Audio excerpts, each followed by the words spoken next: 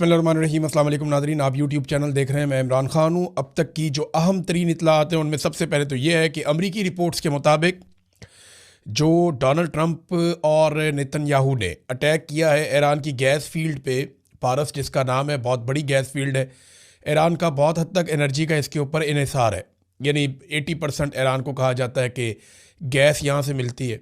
जो बिजली की उनकी पैदावार है उसका एक बड़ा हिस्सा यहाँ से पैदा होता है। तो इसके ऊपर हमला एक पैगाम था, ये डोनाल्ड ट्रंप की जानिब से खबर आई कि ये एक ऐसा पैगाम था जो ईरान को बताया गया कि ईरान आबनाए हरमज़ को खोल दे और आबनाए हरमज़ के अंदर जो कंट्रोल कर रहा है चीज़ों को वो ना करे।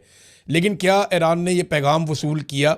ईरान ने फौरी तौर पे इस मामले के बाद एक सख्त वार्निंग जारी की थी और एक वार्निंग उन्होंने दोबारा जारी की है, यानी एक हमला करने से पहले, एक हमला करने के बाद। देखिए, ईरान ने ये वाला हमला होने से पहले कह दिया था कि अगर हमारी तनसीबात पे अटैक किया जाएगा तो हम खित्ते में बाकी तनसीबात पे भी अटैक करेंगे।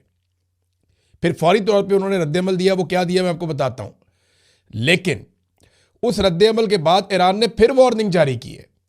ईरान ने कहा कि अगर अब दोबारा ऐसा किया गया तो अमरीका से मुंसलिक खित्ते के तमाम तवानाई मराकज़ को राख में बदल दिया जाएगा।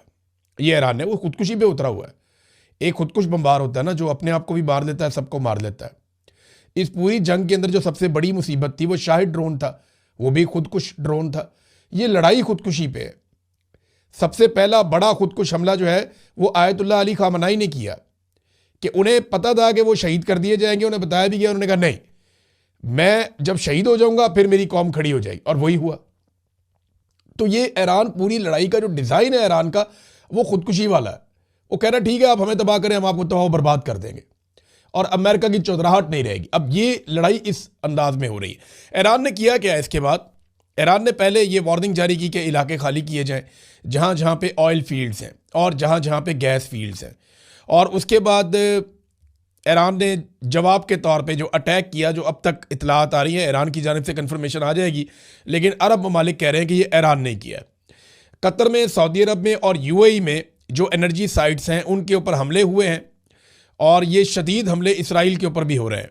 जबकि अभी वार्निंग जारी की गई ईरान की जानिब से कि इसराइल की जितनी भी रिफाइनरीज हैं या तेल से मुंसलिक, गैस से मुंसलिक जितनी उनकी मकामात हैं वो सारे खाली कर दिए जाएं, क्योंकि अब ईरान वहाँ पे बड़ा हमला कर सकता है।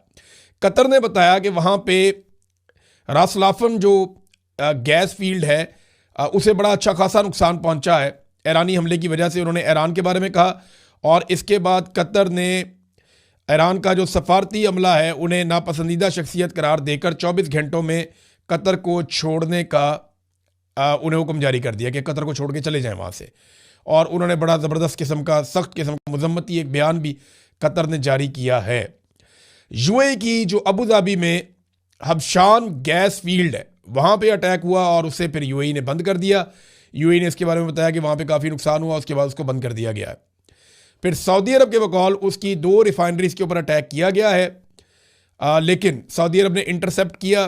मुझे ऐसा लगता है कि ईरान ने सऊदी अरब पे जो अटैक किया वो जानबूझ के इस नौयत का था कि सऊदी अरब ने उसको इंटरसेप्ट कर लिया और इतना नुकसान नहीं हुआ। 4 लोग ज़ख्मी हुए हैं, जो मलबा गिरा मिसाइलों का नीचे, उसमें 4 लोग ज़ख्मी हुए हैं। सऊदी अरब ने यह स्टेटमेंट दिया कि ईरान का जो कुछ भरोसा बचा था वो इन हमलों के नतीजे में चला गया। और सऊदी अरब ने यह भी कहा कि वो ईरान के खिलाफ फौजी कार्रवाई का हक महफूज रखता है। अब ये तो आ गया जनाब उनका स्टेटमेंट। और कुछ डेवलपमेंट भी हैं जो ईरान ने किए हैं फौरी तौर पे आज के दिन में, क्योंकि एक डाटा है मेरे पास। उस डाटा को अगर आप देखते हैं तो आपको समझ आती है कि ईरान ने पहले दिन बहुत बड़े पैमाने पर हमले किए थे, फिर 1-2 दिन के बाद उन हमलों की शिद्दत में कमी आ गई थी। लेकिन अगर आप जंग का 17वां, 18वां, 19वां दिन आप देखें तो ये लगातार मिसाइलों और ड्रोन की तादाद में इजाफा हो रहा है। जब अमेरिका ने यह अनाउंस किया कि अब ईरान के हथियार ख़त्म हो रहे हैं या बहुत थोड़े से ड्रोन और मिसाइल रह गए हैं या 8% रह गए हैं, जब डोनाल्ड ट्रंप ने यह कहा तो ईरान ने एकदम एक्सीलेटर पे पाँव रख दिया और अब ईरान जो है वो ड्रोन भी ज़्यादा मार रहा है और मिसाइल भी ज़्यादा मार रहा है। और इस मरतबा उसके ड्रोन और मिसाइल्स निशाने पर इसलिए लग रहे हैं कि खित्ते का जो एक इंटरसेप्शन का निज़ाम था, दिफाई निज़ाम था, फ़िज़ाई दिफाई निज़ाम, वो काफ़ी हद तक ईरान ने पहले ही मुतासर कर दिया है।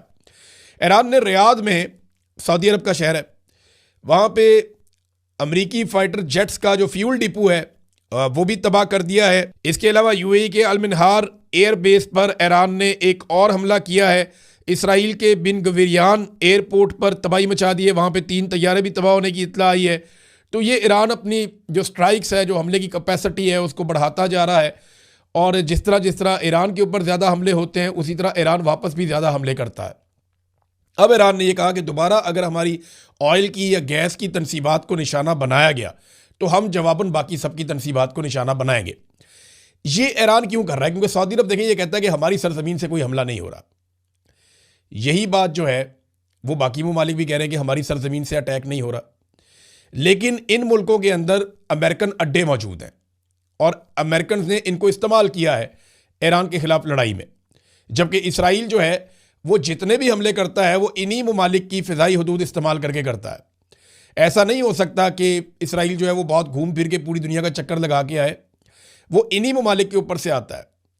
यानी अमरीकी तैयारे जो यूके की फ़िज़ाई हदूद से उड़ के जाते हैं लड़ने के लिए, यूरोपियन ममालिक उन्हें अपनी फ़िज़ाई हदूद नहीं दे रहे। जो यूके से अमरीकी तैयारे, जेट तैयारे लड़ने के लिए आते हैं या हमला करने के लिए आते हैं, उन्हें यूरोपीय ममालिक अपनी एयर स्पेस तो नहीं दे रहे।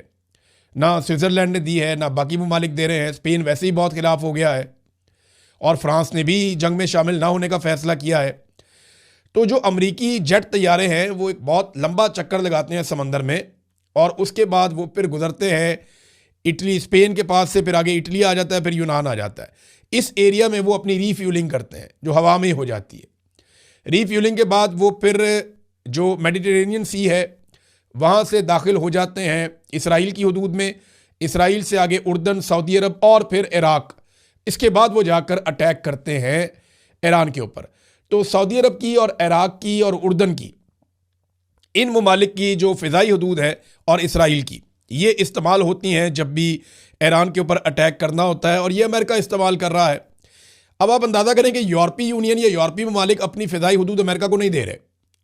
कई ममालिक अपनी फ़िज़ाई हदूद अमेरिका को नहीं दे रहे, लेकिन अरब ममालिक की फ़िज़ाई हदूद अमेरिका इस्तेमाल कर रहा है। वजह यह है कि दिफाई नुक्ता नज़र से इनके कुछ मुआहदे हैं और अमेरिका सऊदी अरब का, यूएई का, कतर का, उर्दन का, इन ममालिक का दिफा भी करता है और इन्होंने आपस में दिफाई मुआहदे किए हुए हैं। बहरहाल इस हमले के बाद, या ये जो हमले हुए हैं इसके बाद काफ़ी कशीदगी है और ईरानी वज़ीर ख़ारजा ने फ़ौरी तौर पर राब्ते भी किए।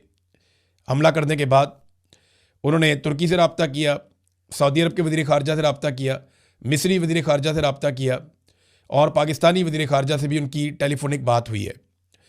और सऊदी अरब ने फ़ौरी तौर पे एक मीटिंग बुलाई इन हमलों के बाद कि अब करना क्या है। तुर्की के वज़ीर ख़ारजा थे उस मीटिंग में, सऊदी अरब के वज़ीर ख़ारजा थे, मिस्री वज़ीर ख़ारजा थे और इन्होंने टेलीफोनिक रब्ते भी किए हैं मुख्तलिफ़ ममालिक के वज़राए ख़ारजा के साथ। सऊदी अरब ने यह क्लेम किया है कि पाकिस्तान के साथ एक दिफाई हमारा मुआहदा है, अगर ईरान के साथ हम लड़ाई में उतरते हैं तो वो मुआहदा फ़ाल हो जाएगा और पाकिस्तान हमारी तरफ से लड़ेगा। और पाकिस्तान के जो एटॉमिक हथियार हैं वो सऊदी तजियाकार हैं, वो ये बात कर रहे थे। और आपको पता है कि वो कोई भी ऐसी बात वहाँ पे नहीं की जा सकती जो सऊदी हुकूमत की मर्ज़ी या मंशा के ख़िलाफ़ हो। वहाँ पे वो बात नहीं हो सकती, ये हम सारे अच्छी तरह जानते हैं। तो अब ऐसा लगता है कि पाकिस्तान को कोई ना कोई पोजीशन लेनी पड़ जाएगी आने वाले दिनों में। लेकिन एक इंटरेस्टिंग चीज़ मैं आपको इसमें बताता हूँ, वो ये है कि ईरानी वज़ीर ख़ारजा ने, आपने देखा होगा 1-2 दिन पहले एक खैर सगाली ट्वीट किया था पाकिस्तान के बारे में और पाकिस्तान का शुक्रिया अदा किया था। पाकिस्तान की जानिब से किसी हाई ऑफिशियल ने, किसी बड़े ऑफिशियल ने इस ट्वीट के ऊपर जवाब नहीं दिया। यानी नॉर्मली तो ये होता है ना, जब आपकी तारीफ़ कोई करे तो फिर आप जवाब देते हैं। वज़ीर ख़ारजा इसके ऊपर जवाब दे सकते थे, वज़ीर इत्तलात इसके ऊपर जवाब दे सकते थे, लेकिन मैंने देखा नहीं, या मेरी नज़र से नहीं गुजरा। किसी की नज़र से गुजरा हो तो वो बता दे, लेकिन बज़ाहिर ऐसा कुछ दिखाई नहीं दिया। पाकिस्तान की हुकूमत ने कोई गर्मजोशी नहीं दिखाई। जब ईरान ने पाकिस्तान का शुक्रिया अदा किया तो पाकिस्तान की जानिब से कोई गर्मजोशी दिखाई नहीं गई। ईरान ने पाकिस्तानी ऑयल टैंकर्स के लिए आबनाए हुर्मुज़ को भी खोल दिया, लेकिन इसके बावजूद पाकिस्तानी हुकूमत ने इस बात को इंश्योर किया कि पाकिस्तानी ऑयल टैंकर्स के हवाले से पाकिस्तान के मीडिया में ज़्यादा ख़बरें ना चलें या ख़बरें चले ही ना। बल्कि ऐसी ख़बरें मैंने सुनी और सोशल मीडिया के ऊपर बाकायदा इसका इजहार किया गया कुछ सहाफ़ियों की जानिब से कि यह मना किया गया है कि जो पाकिस्तानी ऑयल टैंकर्स हैं वो कहाँ से गुजरते हैं, कैसे आते हैं, इसके बारे में रिपोर्टिंग